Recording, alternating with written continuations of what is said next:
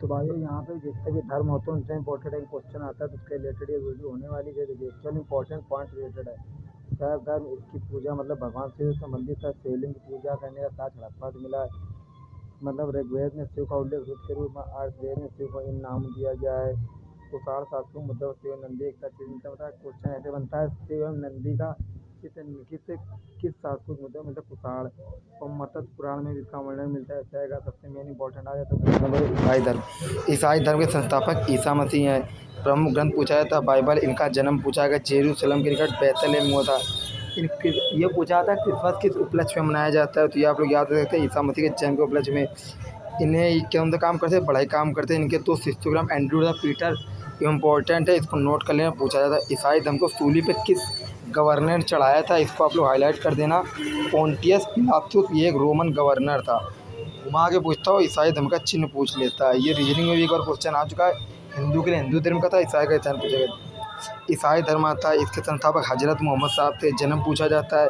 पापा का नाम, मम्मी का नाम पूछा जाता है। इनको ज्ञान की प्राप्ति 610 ईस्वी में होती, किस स्थान पे थी ये भी पूछा जाता है। और चलिए 622 ईस्वी में पैगंबर से मक्का से मदीना की यात्रा को इस्लामी धर्म में हिजरी संवत कहा गया। शादी का आयु 25 वर्ष। हजरत मोहम्मद साहब की पुत्री का नाम क्या था, फातिमा था। इनके दामाद का था हजरत मोहम्मद अली साहब, जिनकी हत्या करा दी गई 661 में। उनके पुत्र कहते हैं 680 में। पूछा था इनके उत्तराधिकारी इनके खलीफा थे और उन्हें इस्तीफा 1924 तक दिया था। और ये हजरत मोहम्मद साहब की मृत्यु के बाद धर्म दो भागों में बढ़ गया था। पूछा था शिया सुन्नी बढ़ गया था। इनकी मृत्यु याद रखना 632। प्रमुख ग्रंथ धार्मिक ग्रंथ जिसे कुरान कहा जाता है, याद रखना इंपॉर्टेंट है। जो गाइस मैं इन पर पॉइंट बताऊँगा इंपॉर्टेंट ही है। पारसी धर्म के संस्थापक पूछा जाता है। मुख्य त्यौहार पूछा जाता है, बस इससे इंपॉर्टेंट और कुछ नहीं। One of the most important topic आज हम लोगों को होने वाला है वो है सिख धर्म। सिख धर्म की स्थापना गुरु नानक देव सिंह थी। इनके पहले गुरु थे। सिखों के 10 गुरु हुए हैं। 10वें गुरु के नाम आपको मतलब लाइन बस याद है, जो पहले ये, दूसरे, तीसरे ये। चलिए पूरा की इंपॉर्टेंट पॉइंट याद रखना। सिख गुरु नानक देव मुगल बादशाह बाबर तो हमारे समकालीन थे। इन्हीं ने लंगर व्यवस्था पसंद है, जो आज हम लोग भंडारा खाते भी होते हैं ना लेके। इनका जन्म 1469 ईस्वी में तलवड़ी ननकाया साहब होता है। इनकी मृत्यु 1539 में। ये गुरु अंगद सिखों के दूसरे गुरु थे। इनका नाम लाहना था। तीसरे गुरु अमरदास थे। केवल इंपॉर्टेंट पॉइंट याद रखना है।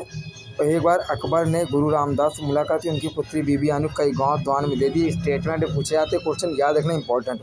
सिखों के चौथे गुरु गुरु रामदास थे। इनके 500 बीघा जमीन दे दिया। बहुत दानवीर रण था। गुरु अर्जुन 5वें गुरु थे। इन्होंने आदि ग्रंथ रचना की। मुगल बादशाह जहांगीर ने इनकी हत्या करवा दी थी। गुरु अर्जुन देव की हत्या राजकुमार खुसरो की सहायता करने का। सिखों के 6वें गुरु ये देखते हरगोविंद थे। इन्होंने एक सैन्य संगठन बनाया था। अगले देखते हैं 7वें गुरु हरराय थे। इनके साथ दारा सिखों का सहयोग प्रदान किया। 8वें गुरु हरकुशन थे। 9वें गुरु जो कि मोस्ट इंपॉर्टेंट गाय सब लोग थे, तेग बहादुर थे।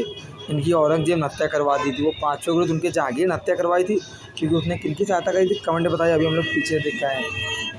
गुरु गोविंद सिंह की मृत्यु 1708 ईस्वी जो कि 10वें थे। सिखों के 10वें अंतिम गुरु थे गुरु गोविंद सिंह। इन्होंने खालसा पंथ की स्थापना की।